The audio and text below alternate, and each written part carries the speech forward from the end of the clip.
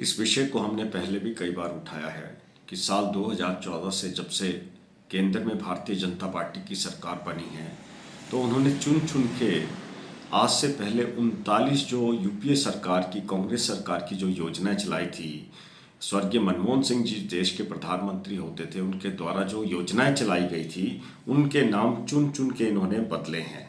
आज उसी कड़ी में इन्होंने मनरेगा का नाम बदल के रख दिया है, जिसका नाम वीबीजी राम जी के नाम से कर दिया है। मैं ये कहना चाहता हूँ कि ये राष्ट्रपिता महात्मा गांधी जी के नाम पे ये योजना चली थी और इस देश की आज़ादी के लिए सबसे बड़ा और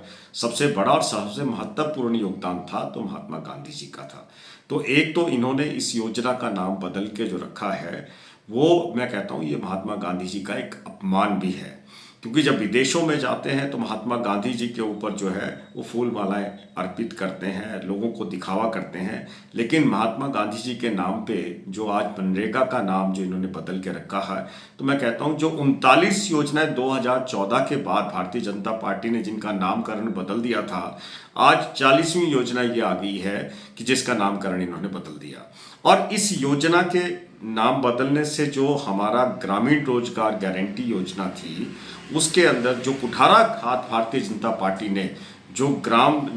ग्रामीण परिवेश के अंदर जो लोग रहते थे उनके ऊपर जो कुठाराघात भारतीय जनता पार्टी ने किया है, तो मैं ये समझता हूँ कि भारतीय जनता पार्टी को कभी जो ग्रामीण परिवेश के लोग थे, जो मेहनत मजदूरी करते थे, जो इस रोजगार गारंटी योजना से, इस अधिनियम के तहत जो अपना लाभ उठाते थे, वो तो कभी भारतीय जनता पार्टी को माफ नहीं करेंगे।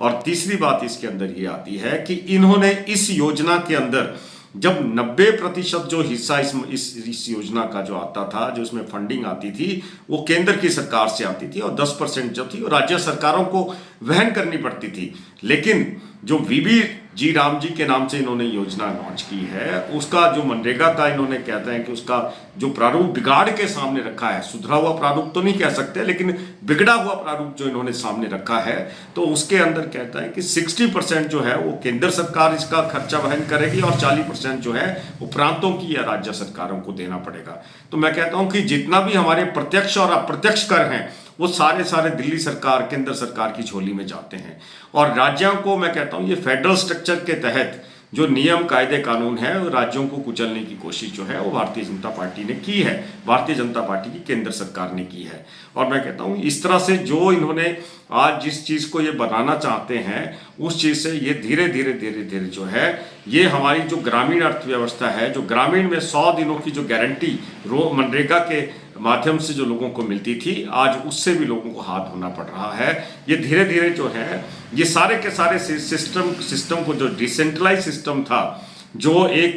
स्वच्छंद तरह से सरकारें चलती थी, आज उसको भी दबाने का, उसको कुचलने का प्रयास जो है ये एक सेंट्रलाइज्ड स्कीम जो है ये लॉन्च कर रहे हैं। लेकिन मैं भारतीय जनता पार्टी को ये भी कहना चाहता हूं कि 2014 के बाद जितनी योजना आपने, चाहे मुद्रा योजना थी, चाहे धन योजना थी, चाहे कोई भी आपने योजना थी, एक भी योजना जो है आपकी कामयाब नहीं हुई है। और जिस तरह से आपकी पिछली योजनाएं कामयाब नहीं हुई और जिस तरह से आपने महात्मा गांधी जी का नाम बदल के इस योजना का नाम जो बदला है, तो मैं कहता हूं आपकी ये मंशा भी कभी सक्सेस नहीं होगी। और ये जो है ये सीधा ग्रामीण जो इलाकों में रोजगार मिलता था उन लोगों के साथ कुठाराघात जो है वो केंद्र सरकार ने किया, भारतीय जनता पार्टी ने किया है। धन्यवाद।